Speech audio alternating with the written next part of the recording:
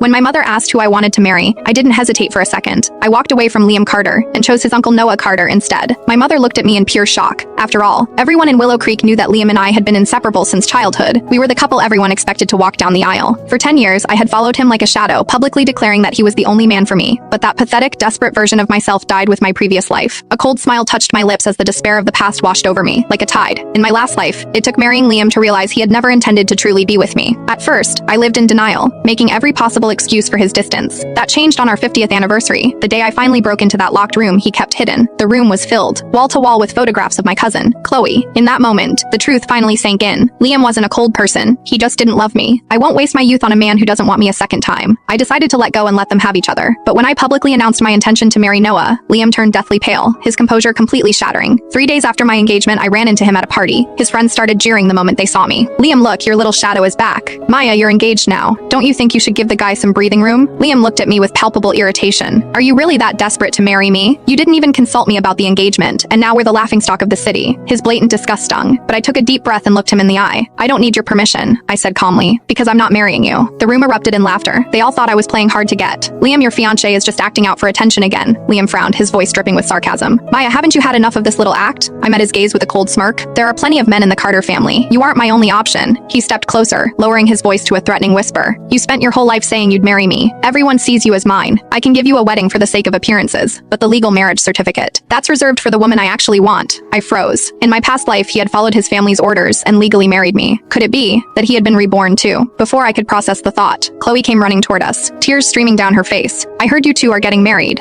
I hope you'll be happy," she sobbed before turning and sprinting away. Liam cursed at me and chased after her without a second thought. When they returned, they were holding hands. Chloe's lips were swollen, and Liam bore clear signs of their intimacy on his neck. The crowd waited for me to have a breakdown. The old me would have become hysterical. This time, I just watched them with a blank expression. The look of smug expectation on Liam's face faded. He scoffed. "Finally learned how to behave without throwing a tantrum. I see." As the party ended, Liam intercepted me, insisting on driving me home. I didn't refuse, but he made sure Chloe took the front seat, treating her with a tenderness I had never known. Chloe offered a fake apology. Liam was just worried I'd get carsick in the back. The entire way home, they flirted as if I weren't even there. At a red light, Chloe playfully asked Liam to apply her lip balm for her. Liam caught my reflection in the rearview mirror. When I looked away with total indifference, his face darkened, and he slammed his foot on the gas. When we pulled up to my house, Liam grabbed my arm, his voice full of disdain. "Stop acting like you don't care. It's beneath you." He shoved a bracelet into my hand. "Consider this an engagement gift. If you stay in line, I'll give you the high society wedding you want." I looked him straight in the eyes. "The woman you really want to marry is Chloe, isn't it?" Liam's face contorted with rage, yet there was a flicker of smugness in his eyes. "Don't you dare tell the family. Chloe is fragile and kind, nothing like you and your schemes. If you hurt her, the wedding is off." It was almost funny. He lacked the courage to be honest, so he blamed me for everything instead. The moment I stepped inside, Chloe sent me a